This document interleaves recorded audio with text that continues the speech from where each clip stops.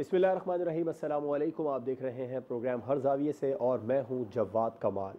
आज पंजाब में पाकिस्तान तहरीक इंसाफ ने अपने ही डिप्टी स्पीकर के खिलाफ तहरीक अदम एतमाद जमा करवा दी है।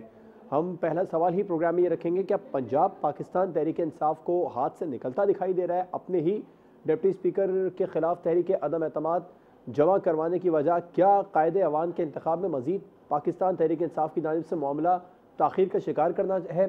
इसके अलावा वज़ीर आज़म पाकिस्तान इमरान खान ने लेटर गेट स्कैंडल के हवाले से सुप्रीम कोर्ट ऑफ पाकिस्तान से हाई पावर कमीशन बनाने का मुतालबा कर दिया। उन्होंने कहा तहकीकात की जाए कि हुकूमत गिराने के लिए जो आलमी साजिश हुई थी वो किस तरह हुई और उसमें कौन कौन इस्तेमाल हुआ।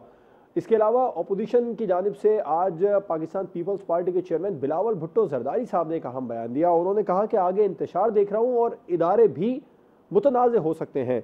बिलावल भुट्टो का इशारा आखिर किस जानिब है? अपने मेहमानों का प्रोग्राम में तारीफ करवाऊंगा। हमें ज्वाइन किया सीनियर तज्ज़ियाकार शहजाद चौधरी साहब ने, सीनियर तज्ज़ियाकार सज्जाद मीर साहब प्रोग्राम में हमारे साथ मौजूद हैं, सीनियर तज्ज़ियाकार रज़ा रूबी साहब और सीनियर तज्ज़ियाकार जगम खान साहब भी प्रोग्राम में हमारे साथ मौजूद हैं। शहजाद चौधरी साहब, अपने ही डिप्टी स्पीकर के खिलाफ अदम एतमाद की तहरीक, क्या PTI को पंजाब भी हाथ से निकलता दिखाई दे रहा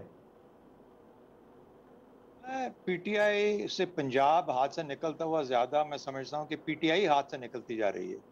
देखिए, PTI के भी तो दो हिस्से हैं ना।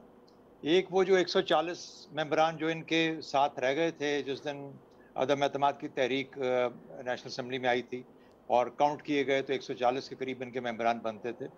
और उसके बाद वो मेंबरान जो कि पंजाब असम्बली में बैठे हैं जिनको ये हुक्म सादर हुआ है कि वो परवेज़ इलाही को वोट दें। अब इस किस्म के जो मामलात होते हैं, और आपने देखा कि पिछले चंद दिनों में जहांगीर तरीन ग्रुप की तरफ से और फिर अलीम खान की तरफ से और गवर्नर सरवर की तरफ से जो जिस किस्म के बयानात आए हैं, जिस किस्म की फीडबैक आई है, जिस किस्म का एक उसका रिस्पॉन्स आया है, वो तो ये शो कर रहा है। और कहा जा रहा था कि 4 से 5 धड़े बन चुके PTI के, और ये 4 से 5 धड़े PTI के अपनी सियासत लेके आगे चलना चाहते हैं। कुछ उनमें से PMLN के साथ जाएंगे या जाना चाहते हैं, लेकिन बहुत सारे सबके सब भी तकरीबन ये कह रहे हैं कि वो PTI की बात नहीं मानेंगे, इमरान खान साहब की बात नहीं मानेंगे। तो मेरा ख्याल है पंजाब से ज्यादा इस वक्त PTI हाथ से निकलती जा रही है। और मेरे नज़दीक अगर इमरान खान साहब अपनी पार्टी और अपना सियासी मुस्तकबिल किसी तरीके से सिक्योर करना चाहते हैं तो उनको ज्यादा इसकी फिक्र करनी चाहिए कि PTI पंजाब का क्या हाल है। अब ये कह सकते हैं कि मैंने गलती की और चौधरी परवेज़ इलाही को इजाजत दे दी या उनको बना दिया, लेकिन मेरा अपना ख्याल ये है कि नहीं, ऐसी बात नहीं है। पंजाब के अंदर खास तौर पर इलेक्टेबल्स की सियासत है और इनको इलेक्टेबल्स को बड़े ही तरीके से साथ रखना पड़ता है। ये नजरियाती कम और अपने कॉन्स्टिट्यूएंसी के लोग ज्यादा होते हैं, इनको अपनी सियासत को कायम रखना होता है नजरियात से ज्यादा। तो मेरा ख्याल है कि इमरान खान साहब ये भी सबक सीखेंगे इस वक्त जब ये आगे मरहला चलेगा। लेकिन क्या ये तमाशा और क्या मजाक है कि आप कोई कानून नहीं है, कोई पूछने वाला नहीं है, पंजाब असेंबली को ताले लग जाते हैं।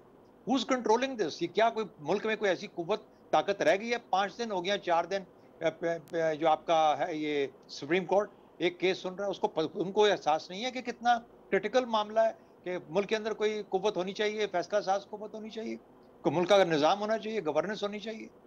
बहरहाल ये हम सुप्रीम कोर्ट पे छोड़ते हैं, लेकिन मेरा अपना ख्याल ये है कि PTI तो चले मुसीबत में ही है, मुल्क पूरे का पूरा मुसीबत में जा चुका है और उसको निकालने की जरूरत है। मेरे उसके अंदर एक बात फाइनल मुझे कहने दीजिए, मैं समझता हूँ PMLN बहुत कमजोरी दिखा रही है जो कि ये मामला लेकर इस शदोमत के साथ जिस तरीके से सुप्रीम कोर्ट में इसका हल होना चाहिए, जिस मामले को लेकर चलना चाहिए, ऐसे छोटे लहतो लाल आगे पीछे करने के से कुछ मिलेगा नहीं। PMLN भी इस वक्त बहुत सेफ खेल रही है और डर के खेल रही है। ठीक, सज्जाद मीर साहब, अपने ही डिप्टी स्पीकर के खिलाफ जो अदम एतमाद पंजाब में पाकिस्तान तहरीक इंसाफ ने पेश की है, क्या पंजाब हाथ से निकलता दिखाई दे रहा है PTI को? कही शहजाद चौधरी साहब ने कि PTI निकलती दिखाई दे। सच्ची बात तो ये है कि पंजाब कभी PTI के कंट्रोल में था नहीं। और मैं अगर दूसरी तरह बात करूं तो ये कहूं कि PTI जो है वो इमरान खान से हाथ से निकलती हुई दिखाई दे रही है। वो इमरान खान की बात नहीं मान रही। यानी कि जो लोग इमरान खान को लाए थे, खास PTI के लोग थे, वो भी नाराज हैं, वो भी नाराज हैं। उनको पहले दिन से ही कर दिया था या कुछ अरसे के बाद कर दिया था। अच्छा, जो ग्रुप बना था, जो इलेक्टेबल आप लेकर आए थे, इलेक्टेबल पंजाब के उस इलाके में से कामयाब होते हैं जहां एक किस्म का फ्यूडल निज़ाम ज़्यादा मजबूत होता है, जहाँ ग्रुप बंदियाँ ज़्यादा ताकतवर होती हैं, तो सेंट्रल पंजाब में इसका असर कम पड़ता है। जब पीटीआई को ये खबर मिल गई थी, और चॉइस सर्वर का मेरा ख्याल यही कसूर है कि मुझे इल्म है इस बात का कि उन्होंने पहले ही कह दिया था कि साउथ पंजाब के लोग आके हमें कह रहे हैं कि हम अब नून लीग के साथ जाएंगे, आपके साथ नहीं जाएंगे, क्योंकि हमारे इलाके का वोटर जो है वो आपको वोट नहीं देगा। पूरी सूरत हाल में जिस तरह परवेज अलाई ने एक्ट किया है, ये चौधरी फैमिली ने, लोग बार बार कह रहे हैं, कभी ऐसे एक्ट नहीं किया था। और जिस सूरत हाल में उसने मुतला, देखिए कि कोई शक्ल है, उन्होंने कोर्ट ने कहा कि इजलास बुलाओ, उन्होंने इजलास नहीं बुलाया।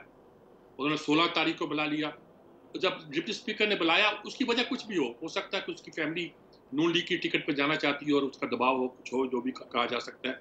लेकिन उसके नतीजे के तौर पर रिजल्ट क्या निकला? रिजल्ट निकला कि असेंबली ने बात मानने से इनकार कर दिया। भाई ब्यूरोक्रेसी क्या इतनी मजबूत हो गई है कि गुलाम मोहम्मद बन गई है? एक गवर्नर जनरल था ना पाकिस्तान का, गुलाम मोहम्मद, जो कहता था करता था। उस वक्त मुक्तदरा के मायने जो होते थे, फौज नहीं होती थी, ना अदालत होती थी। अब भी मुक्तदरा के मायने क्या है मुझे नहीं पता, लेकिन मैं ये एक बात आपको बता रहा हूँ, इस सारा अगर कोई खेल हो रहा है, कोई अनदेखी कुव्वत कर रही है, खुदा ना खास्ता इसको फौज अदलिया ना समझ आए, कोई अनदेखी कुव्वत कर रही है, तो ये बहुत खतरनाक है। चौधरी ज़हूर लाई ने तो बिल्कुल देखिए, चौधरी इसने परवेज लाई ने तो हद कर दी है, यानी असेंबली को ताले लगा दिए। नून लीग का आदमी जा नहीं सकता अंदर, वो अंदर जा सकते हैं, जाकर जो चाहे कर सकते हैं। ऐसे तो नहीं हुआ करता। स्टेट कहाँ एग्जिस्ट करती? आप चंद ब्यूरो, यानी परवेज अलाई इस बात पर शर्त रखते हैं कि वो जब वजीर आला भी थे तो ब्यूरोक्रेसी के जोर पर वो हुकूमत किया करते थे। वो जब स्पीकर बने तो उन्होंने अपनी ताकत को, अपने मखसूस ब्यूरोक्रेट को वहां रखकर मजबूत किया है। लेकिन इसका मतलब ये तो नहीं कि स्टेट ही खत्म हो जाए और सुप्रीम कोर्ट कह दे जी फैसला कर लेंगे बाद में। अभी तो देखिए, सच्ची बात कह रहे हैं तहसीलदार चौधरी साहब, कोर्ट इम्तहान है, इतने दिल लगा दिए, इसलिए शक पड़ता है और बहुत से लोगों ने कहना शुरू कर दिया। तो ये बहुत खतरे में है, यानी कि रियासत पाकिस्तान खतरे में है। सच्ची बात पूछिए तो कौन कर रहा है, मैं कुछ नहीं कह सकता। ज़ैगम साहब, पीटीआई को पंजाब हाथ से निकलता दिखाई दे रहा है, जो अपने ही डिप्टी स्पीकर के खिलाफ तहरीक अदम एतमाद भी पेश कर दी। बड़ा आईनी बहरान पंजाब में भी खड़ा है। देखिए, जब जमहूरियत का हम कंपैरिजन करते हैं डिक्टेटरशिप से, तो कम से कम एक बात तय होती है कि जमहूरियत की एक खूबी बहुत बड़ी है, और वो खूबी ये है कि इसमें अवाम और अवाम के नुमाइंदे जब चाहें हुकूमत को निकाल सकते हैं। लेकिन एक हुकूमत जो ख़ुद को जमहूरी और इलेक्टेड हुकूमत कहती हो, वो एग्ज़िट डोर पर बैठ जाए और बाहर जाने से इनकार कर दे, तो फिर जिस तरह की सूरत हाल पैदा हो सकती है वो ऐसी ही होती है जो हम देख रहे हैं। देखिए, पीटीआई क्राइसिस से गुजर रही है, शहजाद साहब ने, सज्जाद साहब ने बिल्कुल दुरुस्त कहा, लेकिन क्या इससे पहले पाकिस्तान की सियासी जमातें क्राइसिस से नहीं गुजरी? क्या जब वो क्राइसिस से गुजरी हैं तो उन्होंने पूरे मुल्क को, पूरी रियासत को इस तरीके से सजा दी है जिस तरह इमरान खान साहब देना चाहते हैं? कि भाई इस वक्त ठीक है, आपकी पार्टी के अंदर क्राइसिस है और आपकी एक कोलिशन गवर्नमेंट थी पंजाब में भी और सेंटर पे भी, कि आपके पास सादा अक्सरियत नहीं थी। डेमोक्रेसी में कोलिशन गवर्नमेंट दुनिया भर में अनस्टेबल होती है। इस तरह की कोलिशन गवर्नमेंट्स बनती भी रहती हैं, टूटती भी रहती हैं। कई मुल्कों में एक असेंबली की ड्यूरेशन में 3 दफ़ा भी गवर्नमेंट जो है तब्दील हो जाती है, 4 दफ़ा भी तब्दील हो जाती है, कोई क़यामत नहीं आती। अगर आपके साथ मेंबर्स की अक्सरियत नहीं है तो आपके पास तो ना कानूनी जवाज़ है हुकूमत में रहने का, ना आपके पास अखलाकी जवाज़ है। आप बाहर जाइए, अपना केस जो है वो अवाम के सामने पेश कीजिए, नए इलेक्शन में जाएं। आपके पास अगर कोई कानूनी चीज़ है तो पाकिस्तान में एक अदलिया भी मौजूद है, कानून के इदारे भी मौजूद हैं, उसमें जाके अपना केस पेश करें। लेकिन ये जो तरीका इमरान खान साहब ने अपनाया है और जिस तरीके का पाकिस्तान को आइनी बहरान में धकेला है, एक ऐसे वक्त में कि जब वो पाकिस्तान को एक शदीद और खौफनाक माशी बहरान भी दे चुके हैं। आप ज़रा इंडिकेटर्स को देखिए। इस वक्त हुकूमत का ना होना, मफलूज होना एक और बात होती है कि इस वक्त पाकिस्तान में फेडरेशन में भी हुकूमत नहीं है, पाकिस्तान के सबसे बड़े 12 करोड़ के सूबे में भी हुकूमत नहीं है, और इस वक्त वो क्रिकेट खेल रहे हैं, इस वक्त वो फास्ट बॉलर बने हुए हैं, इस वक्त तो आखिरी बॉल तक उस वक्त खेल रहे हैं जबकि गेम ख़त्म भी हो चुकी है। ठीक, ये बहुत ही एक अफसोसनाक सिचुएशन है।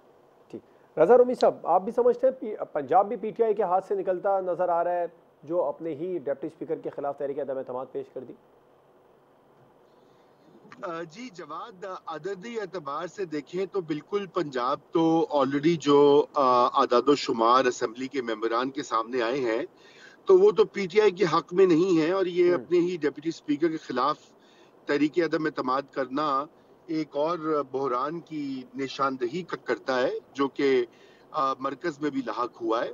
मगर सवाल ये पैदा होता है कि ये जो जिस तरीका कार से जो भी जैगम साहब बात कर रहे थे, इमरान खान साहब ने जो इस मुल्क के साथ किया है पिछले 3-3.5 साल में, और अब वो जाते जाते भी जैसे कहते हैं घर को आग लगाना चाहते हैं, वो वाला मुहावरा है, ये वही कर रहे हैं। ये सारा उस्मान बुज़दार को हटाना, और सवाल ये पैदा होता है कि भाई अगर आपकी अदम एतमाद तो मरकज में आई थी, तो आपने एकदम उस्मान बुज़दार से इस्तीफा लेकर परवेज इलाही को इलेक्ट करवाने की क्या ठानी? 3.5 साल से परवेज इलाही जो है वो चीफ मिनिस्टर बनना चाह रहे थे।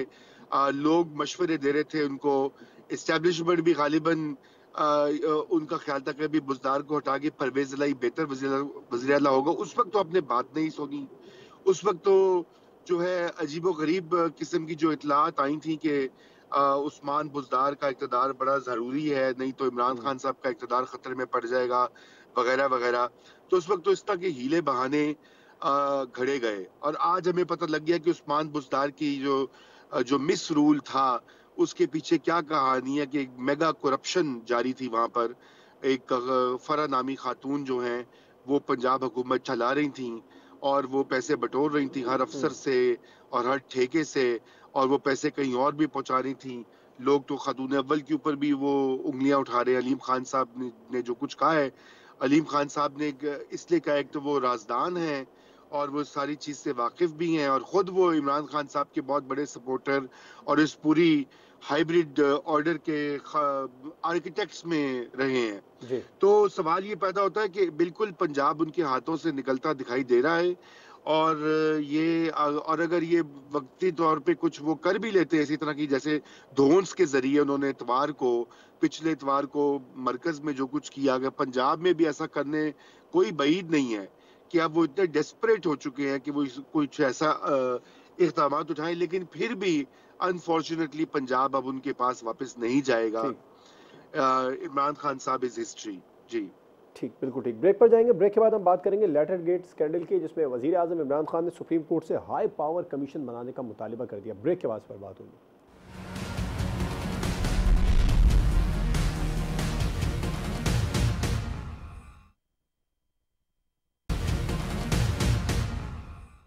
Welcome back. वज़ीर आज़म इमरान खान ने हुकूमत गिराने की आलमी साजिश की तहकीकात का एक बार फिर मुतालिबा कर दिया। उन्होंने कहा supreme court high power commission बनाए मामले को लेकर। सज्जाद मीर साहब, क्या कहेंगे आप इस मुतालबे पर? मुतालबा यानी कि करने का मतलब यह है कि इस बात से तो जो हटा दी जाए कि जो हमने किया है वो जो अब तक कहते रहे हैं, दूसरों को उनको शक पे तो कमीशन बना दिया जाए, बात को टालने की बात है। यानी सब ये कह रहे हैं कि आपने ये कहा कि हमारे सिक्योरिटी इदारों ने इस बात की तौसीक की थी कि गोया सारी अपोजिशन के खिलाफ जो इक़दाम किया जाना है असेंबली ने, उसकी तौसीक कर दी थी। साफ जवाब आ गया एब्सोल्युटली नॉट का। फिर राइटर्स को इंटरव्यू देते हुए ये बात कह दी गई, आला तरीन हलकों की तरफ से ये बात कह दी गई कि हम कन्विंस नहीं है कि पाकिस्तान के खिलाफ कोई साजिश हुई है, हम कन्विंस नहीं है कि पाकिस्तान में रजीम चेंज की कोई प्लानिंग हुई है, अभी कोई ऐसे दलाइल हमारे पास मौजूद नहीं है। आप किस बात की इंक्वायरी कराना चाहते हैं? अब घर जाएं भाई। सबसे पहली बात तो ये है कि असेंबली बहाल हो, ये बात तय हो कि डिप्टी स्पीकर ने एक गैर आईनी इक़दाम किया है। उसके बाद आप अगर इलेक्शन में आना चाहते हैं तो इंतजार कीजिए, इलेक्शन जल्दी होगा। दूसरी पार्टियां भी ज़्यादा देर तक इस मुल्क को चला नहीं सकती, कोई पार्टी नहीं चला सकती, ये दुरुस्त बात है। लेकिन गैर कानूनी इलेक्शन से जीतने वाला तो कभी माना नहीं जाएगा। अगर इस तरह इलेक्शन करा दिया जाए जिस तरह आप चाहते हैं कि इलेक्शन का तो डोल डाला जा चुका है, अब चलिए इलेक्शन करा दीजिए, दूध का दूध पानी का पानी हो जाएगा, तो भाई इन इलेक्शन को कौन मानेगा? आप पंजाब असेंबली के गेट पे बैठे हुए हैं, आपने कौमी असेंबली को मुअत्तल करके रख दिया है, और आपका हक था ये, आप ये करते। जब आपसे कहा जा रहा था असेंबलियां तोड़ दो, आपने तोड़ी नहीं, और जब देखा कि कोई रास्ता नहीं निकल रहा तो असेंबलियां इस तरह तोड़ी हैं, और इस तरह आप चलते आ रहे हैं, करते जा रहे हैं कि जी एक निगरान वजीर आजम मुकर्रर किया जाए, कौन होगा, कैसा होगा, क्या होगा। अभी तक सारे फायदे उठा रहे हैं, सरकारी टीवी पे आ रहे हैं, हेलीकॉप्टर इस्तेमाल कर रहे हैं, सब कुछ कोई काम कर रहे हैं, जो कर रहे हैं वो प्रेमिसेस इस्तेमाल कर रहे हैं, वो जो पंजाब में जो हुकूमत कायम है इस वक्त आपकी, वो सिर्फ इस वजह से है कि आप वफाक में वजीर आजम है। आज एक दिन हटिएगा, मैं देखता हूँ परवेज इलाही जो बड़े खुर्रम खान हैं, क्या करते हैं, क्या कर सकते हैं। देखिए, बात सुनिए, जमहूरियत को चलने दीजिए। इसमें अगर सचमुच आप पॉपुलर हैं और सचमुच आप अवाम में तब्दील लगाना चाहते हैं तो चंद साल के अंदर आप वापस आएंगे। हमने पीपल्स पार्टी के बड़े अप्स एंड डाउन देखे हैं, लेकिन वो खड़ी रही, कहीं खड़ी रही। वो अब एक ताकतवर पार्टी के तौर पर मौजूद है। पार्टियां कंसिस्टेंट रहकर ही ताकतवर बनती हैं, अड़ी करके और अड़ब तरीके से वो अपनी कुव्वत को बचाकर ये समझती हैं कि वो ताकतवर रहेंगी तो ताकतवर रहा करती, खत्म हो जाया करती। रज़ा रूमी साहब, डाटा गेट स्कैंडल के हवाले से वजीर आज़म इमरान खान सुप्रीम कोर्ट से मुतालबा कर रहे हैं कि हाई पावर कमीशन इस मामले को लेकर बनाया जाए, दुरुस्त मुतालबा उनका? बिल्कुल, ये एक गलत मुतालबा है और उसकी वजह ये है कि अव्वल तो ये है कि पाकिस्तान जो है उसमें एक दुनिया की बहुत मजबूत और बड़ी फौज जो है वो मौजूद है, उसका एक रोल भी है, उसकी एक हिस्ट्री भी है। पाकिस्तान की इंटेलिजेंस एजेंसी जो है जो खारजा अमूर को या एक्सटर्नल थ्रेट्स को देखती है, वो भी दुनिया भर में उसकी सलाहियतों का लोहा जो है वो लोग मोतरफ हैं उससे।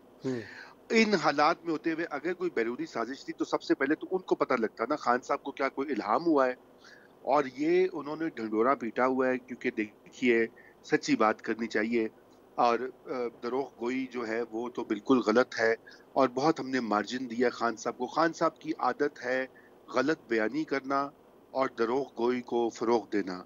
उन्होंने 2013 के इंतखाबात के बाद का धांधली और उन्होंने पूरे मुल्क को तहबाला करके रखा। अल्टीमेटली सुप्रीम कोर्ट ने उस वक्त और एक कमीशन जो बना था, उन्होंने कहा कि कोई धांधली नहीं हुई। इसी तरह उन्होंने 35 पंक्चर्स का इल्ज़ाम लगाया कि जी 35 सीटें मुझसे ले ली गई हैं और उसके ऊपर फसाद हुआ। बाद में खुद ही वो मुकर गए, उन्होंने कहा मैंने तो सियासी बयान दिया था।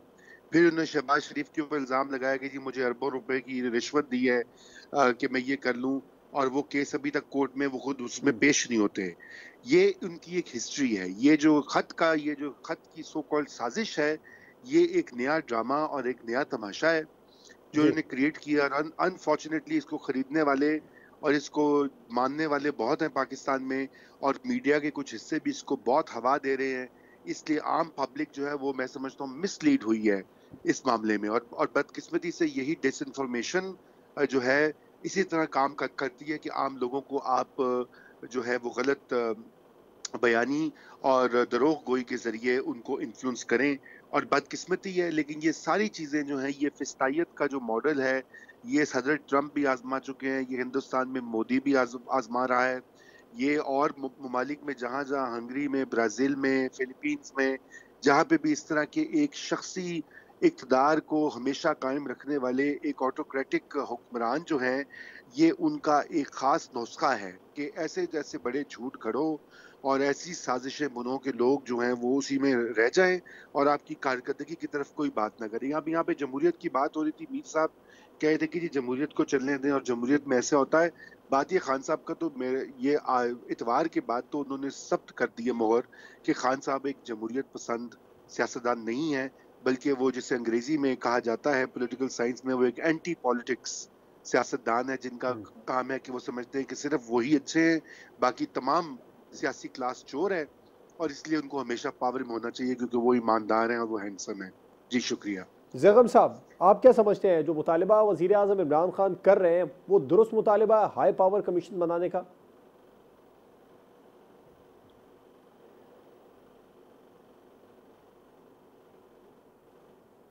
देखिए, यही मुतालबा या यही बात आज उनके वकला ने अदालत में भी की, और अदालत ने उनसे कहा कि इसका मतलब है कि वज़ीर आज़म साहब को यकीन नहीं है कि ऐसा हुआ है, वरना वो कमीशन की बात ना कर रहे होते। तो उसके बाद उनके वकील खामोश हो गए। देखिए, पाकिस्तान में Pakistan commission of inquiry act 2017 मौजूद है। ये ऑप्शन उनके अपने पास मौजूद था। जैसे ही उनके पास इतला आई थी, जो वो बयान करते हैं, 1 माह हो गया तकरीबन, तो उस वक्त वो कमीशन बना सकते थे। उन्होंने कर्ज पर भी एक कमीशन बनाया था वैसे, और वो पता नहीं उसका क्या हुआ। इस मुल्क में तहकीकाती इदारे भी मौजूद हैं और काउंटर इंटेलिजेंस के भी बहुत मजबूत इदारे मौजूद हैं, जिनका सिर्फ काम ही ये है कि बाहर का कोई मुल्क पाकिस्तान के अंदर कुछ करने की कोशिश कर रहा हो तो उसको रोका जाए और उसकी तहकीक की जाए। उस पर अब तक क्या हुआ उन्होंने कोई नहीं बताया, उनकी नीयत यहीं से ज़ाहिर हो जाती है। देखिए, उन्होंने इस इल्ज़ाम को इस्तेमाल करते हुए आइन को सबवर्ट किया है, डेमोक्रेसी को सबवर्ट किया है, असम्बलियों को मुअत्तल किया है। इस वक्त केस अदालत में है।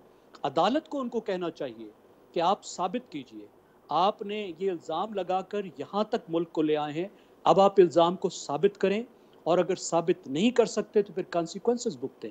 ये ओनस तो उन पर है ना जी, कि उन्होंने एक इल्ज़ाम लगा के उसके बाद इतने बड़े एक्शन लिए दो कि जो मतलब आइन की सबवर्शन के बराबर हैं। और अगर साबित नहीं कर सकते तो दो बातें तो क्लियर हैं। पहली बात तो ये है कि पाकिस्तान की तारीख की बड़ी जो डेफेमेशंस होती हैं, मेरा ख्याल है 1958 में जो अयूब खान ने डेफेमेशन की थी कि पाकिस्तान की तमाम पॉलिटिकल क्लास को, और उस वक्त की पॉलिटिकल क्लास पाकिस्तान के फाउंडिंग फादर्स थे, उन सब को उसने करप्ट करार देकर मैदान से बाहर फेंका था। उसके बाद मुझे आज ये डेफेमेशन उस लेवल की नज़र आ रही है कि पाकिस्तान की तमाम पॉलिटिकल क्लास को जो उनके साथ शामिल नहीं है, जो 70% पाकिस्तानियों को रिप्रेजेंट करती है, उनको इन्होंने मुल्क दुश्मन करार दिया है और उनको बाहर फेंकने की कोशिश कर रहे हैं। और फिर अदालत को ये भी देखना चाहिए कि क्या आइन शिकनी हुई है, और अगर आइन शिकनी हुई है तो फिर उसके क्या कॉन्सिक्वेंसेस बनते हैं जो इस वक्त के इस हुक्मरान टोले को भुगतने चाहिए। शहजाद चौधरी साहब, हाई पावर कमीशन वज़ीर आज़म इमरान खान कह रहे हैं कि बनाया जाए, उनकी हुकूमत तब्दील करवाने के लिए जो बैनुल अक़वामी साजिश है उसकी तहकीकात इस तरह होनी चाहिए, दुरुस्त मुतालबा कर रहे हैं। देखिए जवाद, हम लेटर गेट करके एक ऐसे मामले को डिग्निफाई कर रहे हैं जो कि दर हकीकत एग्जिस्ट ही नहीं करता। यानी अब तक कितने शवाहिद खुल के सामने आ चुके हैं कि ये एक क्रिएटेड फिक्शनल स्टोरी है जिसके ऊपर एक नैरेटिव बिल्डअप किया गया। ये बदकिस्मती है हमारी, लगेगा सबको सुनने वालों को कि शायद ये चैनल या ये जो प्रोग्राम है ये पीटीआई या इमरान खान के अगेंस्ट है, लेकिन हम पाकिस्तान के खिलाफ नहीं हो सकते ना किसी और की मोहब्बत के अंदर। तो जब एक खत जो है वो उसकी बुनियाद ही गलत है, वो सही है ही नहीं, तो उसके ऊपर क्या कमीशन बनाएंगे? फिर उसके बाद कमीशन बनाएंगे और अगर यही कुछ कहानी लेके जाएंगे जो कि अभी तक हमें पता बताई गई है और सुना गया, तो ये तो स्ट्रेट वे परजरी में शुमार हो जाएगा। खान साहब हो सकता है हमेशा के लिए नाअहल हो जाए सियासत से, तो वाई उस रास्ते क्यों चलते हो जिसकी बुनियाद ही गलत है? गिली जगह पांव क्यों रखते हो? लेकिन मुझे जरा वापस जाने दीजिए, मैं अपना वक्त इस्तेमाल करना चाहता हूँ। जैगम साहब ने बहुत इंपॉर्टेंट बात की थी। उन्होंने कहा था कि फौज और मार्शल लॉ में फर्क ये है कि फौज जो होती है वो मेरी नजर में रास्ते बनाती है, जमहूरियत रास्ते बनाती है, फौज रास्ते निकालती, जमहूरियत और सियासत रास्ते निकालती है, और फौज एक हतमी चीज है जहां पे आके आप बात खत्म हो जाती है। मुझे ये बताइए, 4 एलिमेंट्स हैं इस मुल्क के अंदर जो कि किसी ना किसी तरीके से इस हुकूमती निज़ाम को, इस सियासी निज़ाम को, इस रियासती निज़ाम को लेके चलते हैं। उसके अंदर अदलिया है, उसके अंदर ब्यूरोक्रेसी है, उसके अंदर हमारी हुकूमत यानी सियासत है, और फौज गलत या सही अपनी जगह पे मौजूद है। क्या वजह है कि आज हम जब हमारे सियासतदानों ने और सियासत ने हुकूमती और रियासती निज़ाम को साकित करके रख दिया, तो क्यों कोई चीज बढ़ के आगे इसका हल नहीं निकाल रही है? आपकी ब्यूरोक्रेसी पॉलिटिसाइज होकर मुकम्मल तौर पर साथ मिल चुकी है सियासतदानों के, इसलिए उसके पास कोई हल नहीं है जो कि पहले जमाने में निकल आता था। फौज भी खामोशों के पीछे बैठी है कि जब कदम उठाएंगे तो खराब होंगे, हमारा ही नाम खराब होगा, कहा जाएगा कि फौज ने फिर अमल दखल किया। तो रह जाती है अदलिया। अदलिया इस वक्त बहुत सेफ प्ले कर रही है मेरी नजर के अंदर। और फिर उसके बाद बड़ी गलती ये है कि हमारी ऑपोजिशन जो है उस तरीके से मामले को नहीं टेकअप कर रही जहां पर के कौम का रास्ता बनाया जाए बजाय अपनी हुकूमत और अपनी ताकत के हसूल की खातिर बात करने के लिए। तो ये गैप्स हैं जिसको फिल करना पड़ेगा, और लोग रियलाइज नहीं कर रहे कि पाकिस्तान कितना खतरनाक सिचुएशन पे इस वक्त खड़ा हुआ है जहां पर सियासत, हुकूमती निज़ाम और रियासत साकित होकर रह गए। ठीक, अब ब्रेक पर जाएंगे। ब्रेक के बाद हम बात करेंगे बिलावल भुट्टो जरदारी साहब के उस बयान की जानिब जिसमें उन्होंने कहा कि वो आने वाले दिनों में इंतशार देख रहे हैं, इदारों को मुतनाज़ होते देख रहे हैं। किस जानिब उनका इशारा है? ब्रेक के बाद पर बात होगी।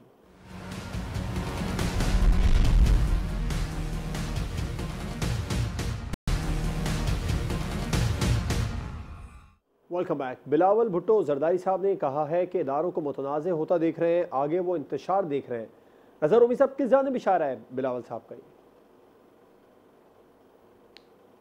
आज तो ऑलरेडी फैल चुका है और मेरे ख्याल से वो यही कहना चाह रहे हैं कि अगर सुप्रीम कोर्ट ऑफ पाकिस्तान जो है वो आइन की जो खिलाफ वर्जी हुई है इतवार को, और जिस तरह से उसको दिन दहाड़े उसको सबवर्ट किया गया है डेस्परेशन के आलम में, अगर वो इस चीज़ को नहीं ठीक करती सुप्रीम कोर्ट ऑफ पाकिस्तान, तो फिर पाकिस्तान में आप किसी तरह की आइनी प्रोसेस या जमहूरी प्रोसेस जो है वो उसको कंटिन्यू नहीं कर सकेंगे। उसकी वजह ये है कि अगर सुप्रीम कोर्ट बिल फर्ज ये कह देती है कि ठीक है इंतखाबात ही हों, अगर यही रास्ता है, तो फिर उन इंतखाबात का जो मैकेनिज्म है, केयर टेकर गवर्नमेंट की जो अपॉइंटमेंट है, उसके ऊपर एक और फड्डा होगा।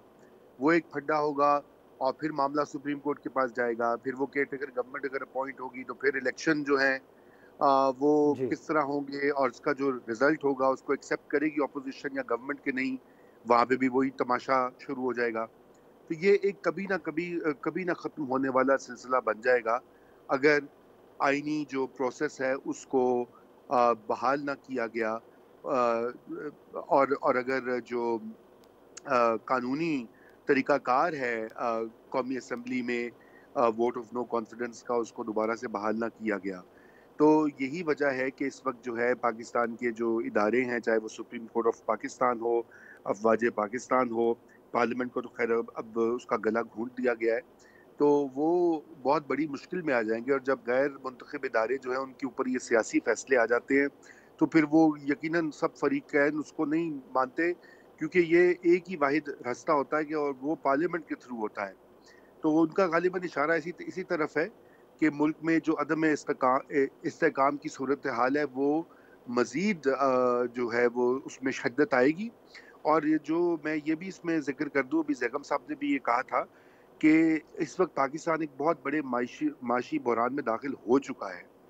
उसके दहाने पे था पहले, अब उसमें हो चुका है। श्रीलंका में जो कुछ हो रहा है हम देख रहे हैं, हमारे पड़ोस में ही है। जी। वहाँ पर जिस तरह से जो है अफरा तफरी और खून खराबा जो है वो शुरू हो चुका है, तो खुदा न खास्ता अगर यहाँ पर नहीं इदारे supreme court of Pakistan intervene नहीं करता, तो फिर पाकिस्तान में भी ये सियासी अदम इस्तेकाम जो है वो माशी अदम इस्तेकाम को मज़ीद तेज़तर बनाएगा, और खुदा ही खैर करे। जी ज़ैगम साहब, आप समझते हैं बिलावल साहब ने जो बयान दिया कि आगे वो इंतशार देख रहे हैं, इदारों को मुतनाज़ होता देख रहे हैं, किस जानिब उनका इशारा है?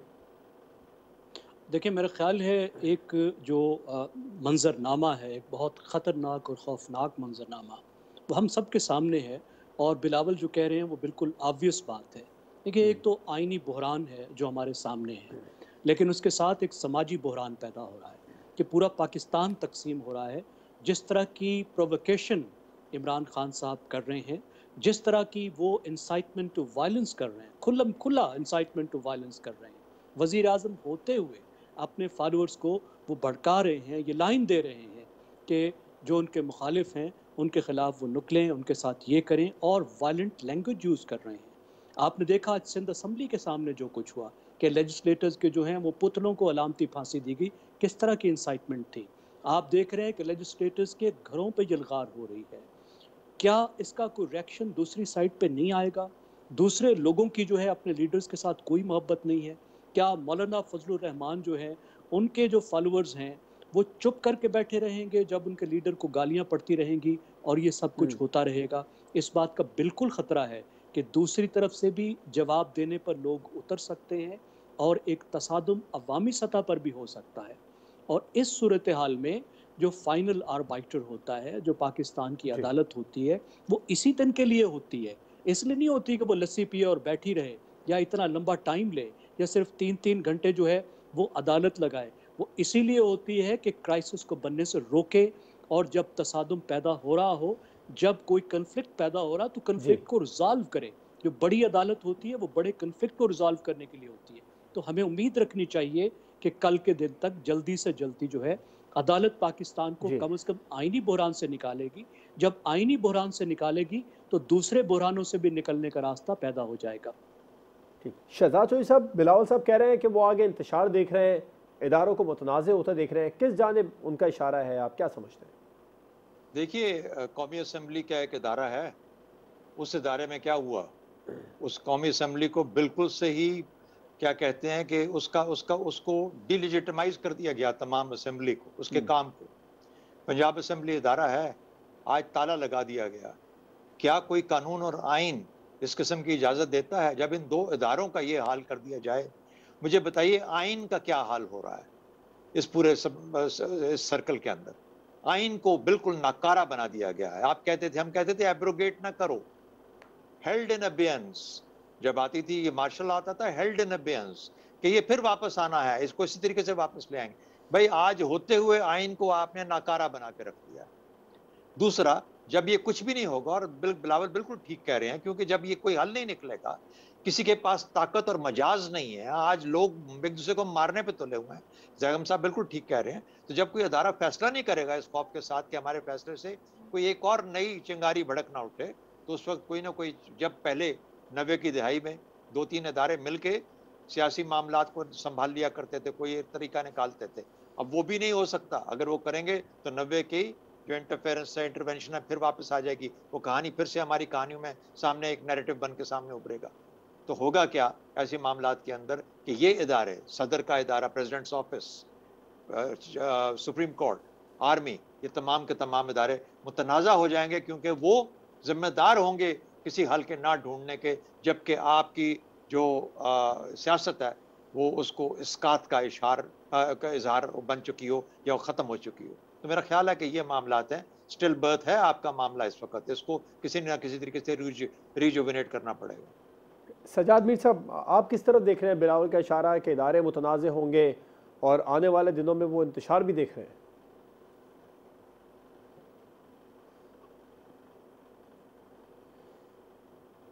एक तो बहुत वजाहत कर दी मेरे सब साथियों ने, शहजाद चौधरी साहब ने वजाहत कर दी कि कौमी असम्बली का क्या हाल हो गया और पंजाब असम्बली का क्या हाल हो गया। लेकिन बिलावल का जो इशारा है उससे एक दिन पहले हमारे फजल रहमान साहब एक बात कर चुके हैं। जब उनसे एक सवाल पूछा गया कि जो न्यूट्रल थे वो किस हालत में हैं, तो उन्होंने कहा कि उनमें से अभी कुछ लोग ऐसे हैं जो कि शायद कर रहे हैं, लेकिन आप नाम ना ही पूछें तो बेहतर है जी। इस तरफ एक इशारा उन्होंने किया।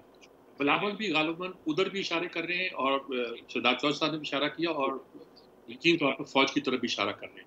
बहुत सी बातें आ रही हैं, जैसे पंजाब असम्बली में ये कहा गया था पहले कि बुजदार की जगह पे ये हमारे परवेज़ इलाही आ जाए, तो यहाँ ये अब कहा जाने लगा है कि परवेज़ इलाही गोया किसी के उम्मीदवार थे और या गोया अब भी किसी के उम्मीदवार है। वो जो कुछ कर रहे हैं उसका डिस्क्रेडिट जो है वो जो उनके नाम पे जाता है वो तो अलग है, वो कहीं और भी चला जा रहा है। इससे एक इंतशार की कुव्वत पैदा हो रही है, लेकिन हुकूमत ना वफाक में है, ना यहाँ है, ना कहीं और है।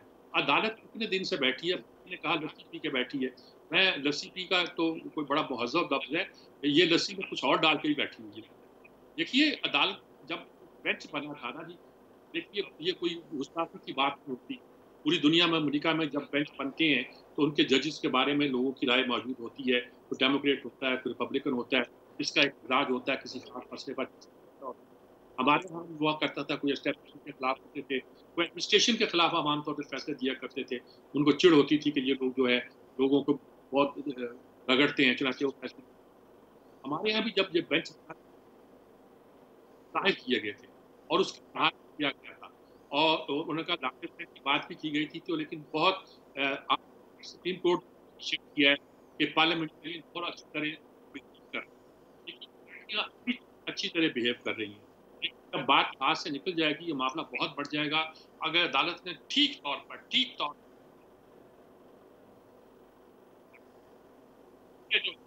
पता नहीं पड़े नहीं कह सकते, तारीख के फैसले तो बाद में आते हैं जो हमें भुगतना पड़ेगा। मैं उसका जिक्र करूँगा। ठीक, बिल्कुल ठीक, आपका पॉइंट है। शहजाद चौधरी साहब यकीनी तौर पर कुछ कहना चाह रहे थे। चौधरी साहब, बिलावल साहब ने यह भी कहा है कि अगर ये मामला वापस पार्लियामेंट में ना गया तो तमाम इलेक्शन आने वाले मुतनाज़े होंगे। देखिए वो एक खास हल चाह रहे हैं, अंडरस्टैंडेबली। वो मतलब वही वाली बात जो मैंने कल की थी कि ज़रूरी नहीं कि जो इंसान जिसको फांसी देनी थी अगर वो उसी दिन एक दिन पहले खुदकुशी कर ले या किसी वजह से मौत से हमकिनार हो जाए, तो ज़रूरी नहीं कि उसका लाशा जो है उसको जब तक लटकाया नहीं जाएगा हमारी अना को तस्कीन नहीं पहुँचेगी। असूल अपनी जगह पे हैं, लेकिन थोड़ी सी अखलाकियात भी इसका इसी सियासत का हिस्सा है, हमारे माशरे का भी हिस्सा है। तो उसको सोचते हुए हमें अपने हल ढूंढने हैं, हमें फंसना नहीं है कहीं पे। इस वक्त हल ढूंढ के आगे जाने की जरूरत है, सियासत इसी को कहते हैं। ठीक। नज़र उमी साहब, आपका भी मुख्तसर जवाब चाहूँगा। बिलावल ने कहा अगर मामला वापस पार्लियामेंट नहीं गया तो फिर तमाम इलेक्शन ही मुतनाज़ होंगे आने वाले पाकिस्तान की तारीख के। जी जी, मैंने यही अर्ज किया पहले कि यही मैंने आपको बात कही कि ये मामला रुकेगा नहीं। अगर ये फैसला आता है कि सुप्रीम के नए इंतखाबात की तरफ बढ़ा जाए, तो पहली तो ये बात है कि वो एक गैर आइनी और एक गैर कानूनी बुनियाद के ऊपर रास्ता निकाला जा रहा होगा। जिस तरह से नए इलेक्शन का, असेंबली तोड़ने का जो कदम है और जो इलेक्शन का ऐलान है, वो उसकी बुनियाद ही गैर आइनी और गैर कानूनी है। तो अगर आप ऐसा करेंगे तो फिर मुल्क में तो इंतशार बढ़ेगा, क्योंकि वो इलेक्शन जो है वो मुतनाज़े हो जाएंगे, इलेक्शन का प्रोसेस मुतनाज़ा हो जाएगा, इलेक्शन के जो रिजल्ट्स हैं वो हो जाएंगे और मुल्क में स्टेबिलिटी नहीं आ पाएगी। और मैं बार बार यही बात कह रहा हूँ कि ये मुल्क के लिए बहुत खतरनाक मोड़ है। डॉलर 187 का हो चुका है और खुदा जाने कि क्या यहाँ पर इस तरह की गलत किस्म की बिल्कुल ठीक आपका पॉइंट है। ज़ैगम साहब, आप भी इस बात से मुत्तफिक हैं कि मामला पार्लियामेंट में ना गया तो तमाम ही इलेक्शन मुतनाज़े हो जाएंगे और मामले को पार्लियामेंट जाता देख रहे हैं? मुख्तसर जवाब दीजिएगा प्लीज़। जी, मैं बिल्कुल इत्तफाक करता हूँ। वाज़े तौर पर पाकिस्तान की पूरी लीगल फ्रेटर्निटी यही बिलीव करती है कि आइन को जो है सबवर्ट किया गया है और इस पे पीछे जाना चाहिए। मामला वापस जो है वो पार्लियामेंट में जाना चाहिए। जाता देख भी रहे हैं आप? जी, मुझे पूरी उम्मीद है पाकिस्तान की अदलिया से कि वो भी इस मामले से आगाह होगी और इस पर कोई स्टेप जल्द से जल्द लेगी। राइट। ज़ैगम खान साहब, शहदाद चौधरी साहब, सज्जाद मीर साहब, रज़ा रूमी साहब प्रोग्राम में हमारे साथ मौजूद थे। प्रोग्राम आपने देखा नाज़रीन, आपसे मुलाकात होगी इंशाल्लाह कल। इजाज़त दीजिए, अल्लाह हाफ़िज़।